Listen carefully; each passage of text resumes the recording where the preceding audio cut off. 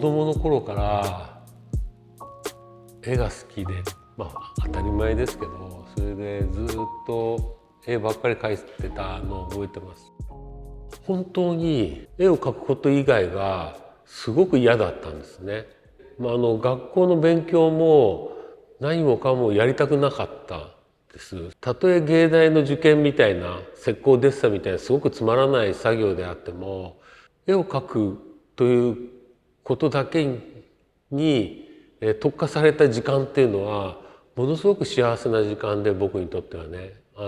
それがどんなものであっても絵だけ描いていられる喜びっていうのかな、そういったものがものすごく強かったような気がします。それで作家になるという意識っていうのはいまだに多分ちゃんと持ってないような気がしますね。というのは、その絵を描くという意識は今もいつもあるんですけども、作家になるというのは一体どういうことなのかっていうのをちょっと考えてしまうと、いろいろと分かってない部分があるのかもしれないですね。学生の頃に後輩から「岡村さん、大学出てから卒業してから絵描いていく自信ありますか？」って言うから、僕は当然あると思って、それは紙と鉛筆があれば絵は描けるだろうと思っていて、その意識でもちろんあるよって言ったんですけれども、その彼は多分違うことを言ってたんだと思うんですね。でそれは随分後になってからそのことに気がついたぐらいの、なんていうか愚か者っていうか分かってないやつだったんですけども、いまだにそこら辺のところがよく分からずに絵を描くという欲望ですかね。そのことをなるべく純粋に、自分の中に汲み取りながら、絵を描こうとしてます。例えば僕の絵ってよく見ると、触ってみたりすれば分かると思うんですけれども、ひっかいたり削ったり絵の具を描き落としたりっていう、作業がものすごく多いんですけれども、それは多分その絵を描くという欲望だと思ってて、欲望の表れがこういうふうに作品化させてるような気がしてます。だから作家になるというのはまた別の意味もいっぱいあると思うんですけれども、まずそこの部分だけで、ずっと、作家として絵を描く人として、踏み出してしまって、それ以上のあまり、ことを考えずにここまでやってきてしまったのかもしれないです。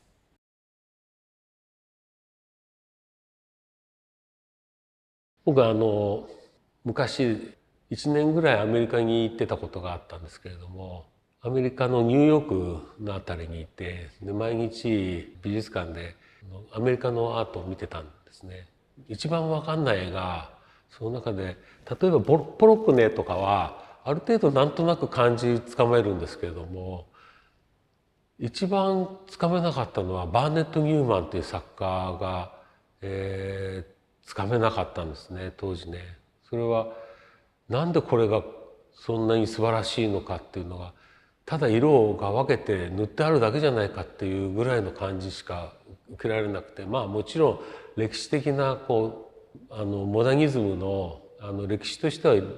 十分理解できるんですけれども、そうじゃなくてなぜ別の意味が何か分からなかった、何かが分からなかったんだけれども、ずっとアメリカの中西部の景色、中西部のあたりをずっと旅してたんですね、ある時期。キャンピングカーとか乗って、モニュメントバレーだとかああいうとこずっと、ワイオミングとかイエローストーンとかあっちの方もずっと旅してたことがあって、戻ってきてニューヨークのその美術館でバーネット・ニューマンの作品を見た時に、それまでに多分もうアメリカのその景色が自分の体の中に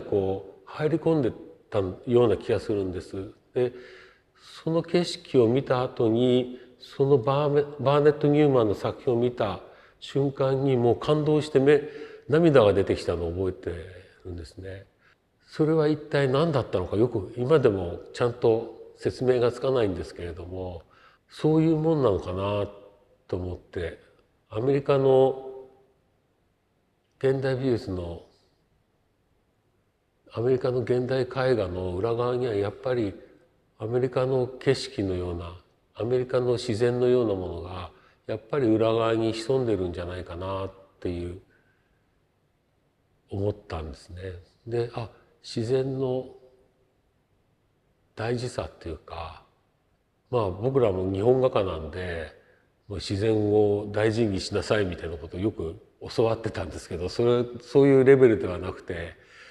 もう自然というものが人間にとってどのくらい大事なものなのかっていうのをあの時改めて思い知らされて、それでそうなんだと思って、でだからそういった意味で、この獅子にしても白象にしてもそういったものとして人間がイメージした、僕はこの獅子ってライオンですけど、ライオンといっても普通のライオンじゃなくて、やっぱりこれおそらく仏画に出てくる獅子だったり、その白象っていうのも仏画に出てくる白象なんですね。僕の動物っていうのはあくまでもちゃんとした形の動物ではなくて、神話の中にある動物を自分なりにもう一回解釈し直して、作り変えてるんですけれども、そういったものとそういう自然の風景というものをちょっと融合させながら、作りたいなと思ってます。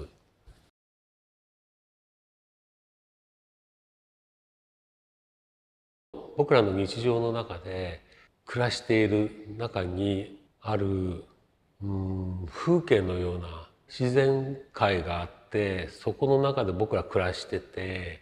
でそこの中でいろんなものをインスパイアされて日常的にすごい影響を受けて暮らしてるんですね。で今日は、6月の終わりの方の日なんですけれども、その頃というと大体例年日本では梅雨という時期で雨が毎日毎日降ってんです。それで、どこでも換気の悪いところだとカビが生えてきてしまったり、もう本当にひどい季節だと思うんですね。ただそこに僕ら日本の暮らしがあって、でそこに雨が降ってじとじとじめじめしていて、そこからいろんなものが吹き出してくる、生命のいろんなものが、カビだったり苔だったり植物だったり樹木だったりで、それがもう所狭しと地面からいっぱい芽を吹き出してきて、生命をわーっと謳歌させてくるんですね。でこの夏になると太陽の光も吸いながらものすごい勢いで生命がいっぱいになってしまうこの土地っていうのが日本の土地の特徴のような気がするんです。その感じっていうのかな、それをもう自分の身に受けて、それでイメージを作って表現をしていく。その中にいろんな象だったり獅子だったりで、あと周りの風景であったり、そういったようなものを出してきているんだと思うんだけれども、例えばそこの白象図は当時僕が毎日見ていた白象なんだけれども、月山の景色、月山って山形で象徴的な山なんですけれども、その月山の形にどうしても近づいてしまって、描いてしまったものだったんですけれども、そういうような感じで気が付くとそういったイマジネーションがいっぱい生まれていて、そういったところで、ものを描いてるんじゃないかなっていういつも気がしてるんですね。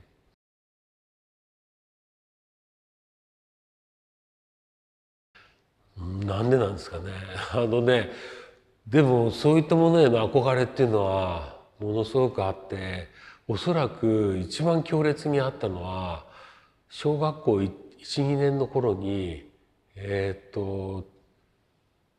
近所の友達と一緒に自転車に乗って映画館に行って見たゴジラ映画だったと思いますね。もうその時最初初めて一生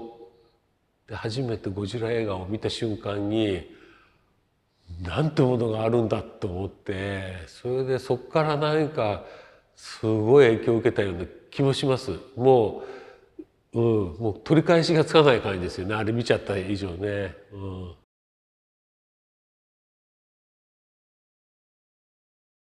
下絵は描きますけど、下絵は描くんですけど正確な下絵は描かないですね。このぐらいの作品だったらこのぐらいのちゃんとした下絵じゃなくてボールペンでぐじゅぐじゅぐじゅって描いて、頭の中で、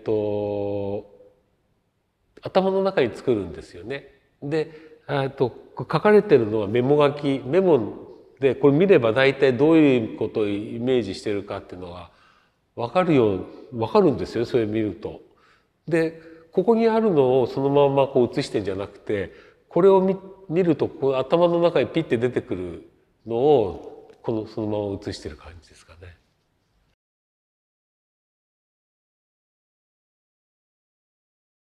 僕の作品は、パネルはこう木材でなんですけども、この表面は、杉板です。で杉板っていうのは日本の板絵の歴史の中でおそらくヒノキか板絵しか使われてないんですね。残ってるのがそれしかなくて、というのはで僕も杉板を使ってるんですけれども、杉板を使うってことはもうすでに1,000年以上の1,000年ぐらいのこう歴史があるんで、この杉板に絵を描くっていうのはおそらく1,000年ぐらい持つだろうっていう見込みを持って描いてます。ただあくまでも自分独自の勝手に始めた技法なんで、どうなるかはもちろん1,000年後になってみないとわからないんですけれども、僕の技法というのはパネルを作ってるこの木の部分は松の材料を使ってるんですけど、この表面の板材のところは基本的に全て杉板を全部使ってます。よく見ると全部燃やしてあるんですね。燃やすことによって、おそらく持ちが良くなる。焼き板って結構昔から持ちが良くなるんで、そういった技法がそういう素材があるんですけれども、一回燃やして全体に縮みを入っちゃってるんです。それで描いた後に板のこう反りとかそういうのがだいぶ少ないかなと思ってるのと、あと表面全部燃やしちゃってるんでヤギも少し出にくいような気がするんですよね。だからすごくこうカビも出ないですね。僕ね、だからほとんどカビったことないです。この板は新品の板なんですけど、そうやってもう一回燃やしてで表面のすすを全部洗い落として、たわし使って全部すすを洗い落とすんですけど、その上から、日本画の材料、日本画でよく使ってる銅砂っていう、にに明板を入れて、にを固まらして、にじみ止めみたいなものなんですけれども、それを使ってこう、にがこう染み込みすぎないのところまで、塗ってます。でその上に、炭酸カルシウム、ホウカイマスと同じ成分のものなんですけれども、その白い絵の具を薄く薄く、大体8回ぐらい塗ってこの厚さにしてます。最初はにかわだけ塗って、次はにかわにちょっと絵の具が入るぐらいの相当にかわ分の強いものを塗って、で徐々にこのにかわ分の量を減らして普通の日本画の絵の具で使ってるぐらいのにかわの濃さにを塗って最終的にはこのぐらいの厚みにして、それで全部真っ白になった後に黄土塗って、そこからデッサンで木炭でデッサンをして、それでその後にこのスクレーパーっていうもので削って描いていくんですけれども、削って描いていって、この間にこう大体鱗を描いてるんですけど、大抵僕の絵は大体何を描いても鱗が描いてあるんですけれども、それはなぜかというと、それはちょっとこう絵の内容に近づくんですけれども、日本っていう国がすごく湿潤で湿度の高い国で、いろんな植物が生まれてくる、そういった国で生まれてくる風土から生まれてくるものだからこそ生まれてくるイメージっていうのがあって、でそこがすごく大事なことのような気がして、僕の場合はやっぱりこの湿潤で雨がじとじと降ってて、そこからいろんなものが生まれてくる、生命がいっぱい吹き出してくるような場所で作品を生んでくるっていうのがすごく重要だと思っているんですけれども、そういったものをこうその湿度感を出すのに、ちょっと水に近い水の生物が持っている、魚が持ってるような鱗をこうずっと絵の表面に施してみた。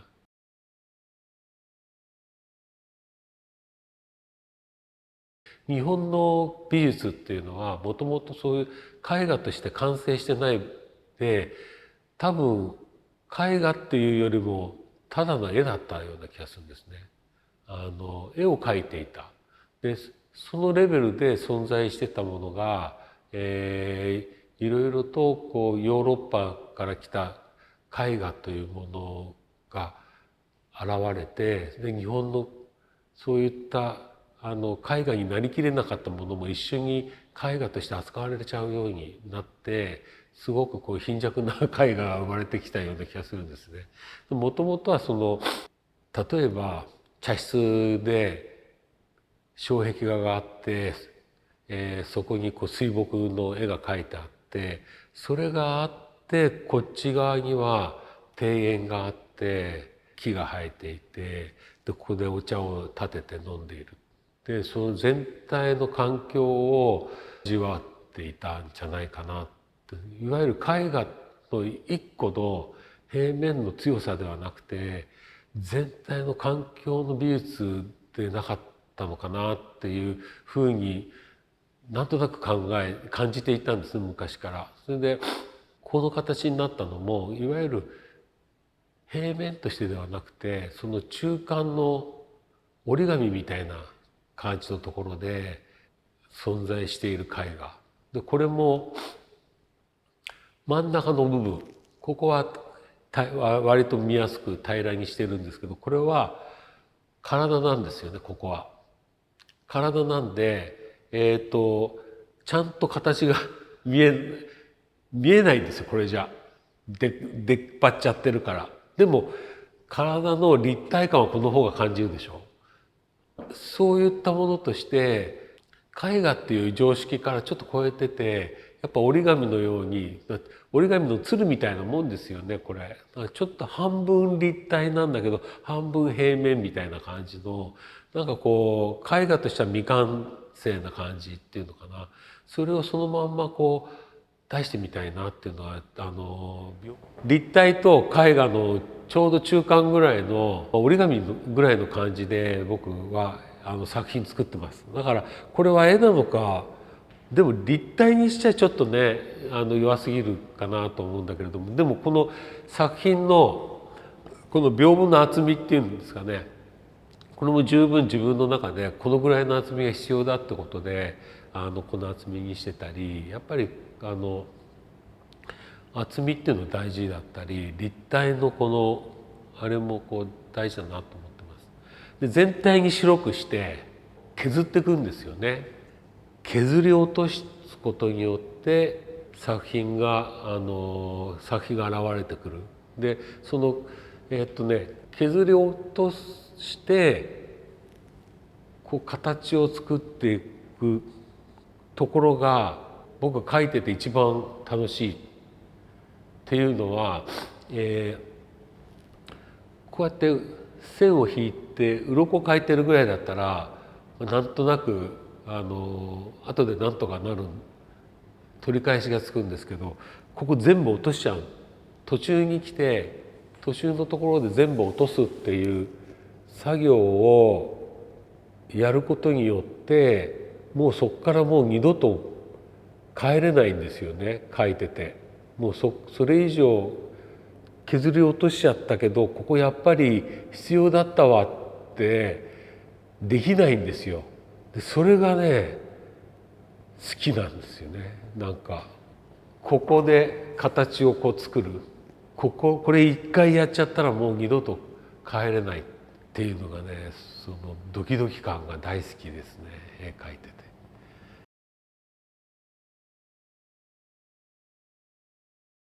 自然とそうなったんですけど木に描いていって先ほど言ってた欲望ですよね。描く欲望、線を引くという傷をつけていく。あと絵を描くって例えばね紙に筆で墨のような材料でスッて縦に線を引くと右と左に絵が分かれるじゃないですか。その分け方っていうのがどのレベルで分けてるか、どのレベルこうスッて縦に引いただけで線を画面を切る感じなんですよね、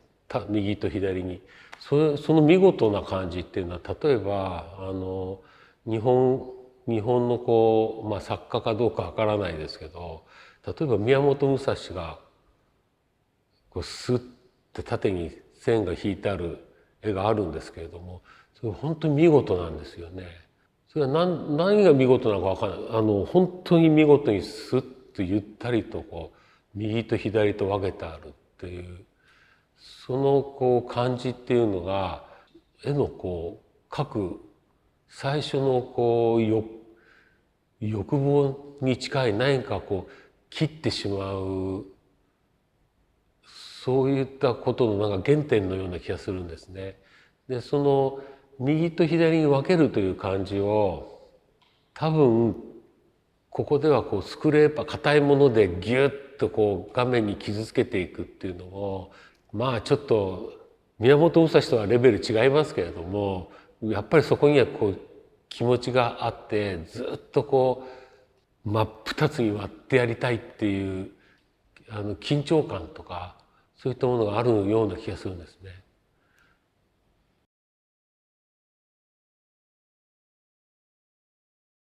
新しいことやろうとしてて今すごい苦しいんですよ、書いてて。苦しいんだけどそれが面白い。どうしたらいいのか分かんないから面白いっていうのもあるんだなって、絵を描く面白さってこれも一つあるよなって思ってます。絵が少しずつ変わりたいという願望があってどんどん違う技法にしてみたり方法を変えてみてるんです。で例えばいつもバッグを黒にしてるのをバッグを白にしてみるとか、そうするとまた全然違っちゃうしどうしたらいいのか分かんなくなるんですよ。でその後にこの絵どうしたらいいんだろうっていうのが楽しいんですよね。多分イメージをボンボンボンって出してってそれで面白いっていう時もあるんだけれども、どこに行ったらいいのかわからないまんま絵描いてるのも楽しいですね。っていうのもありですね。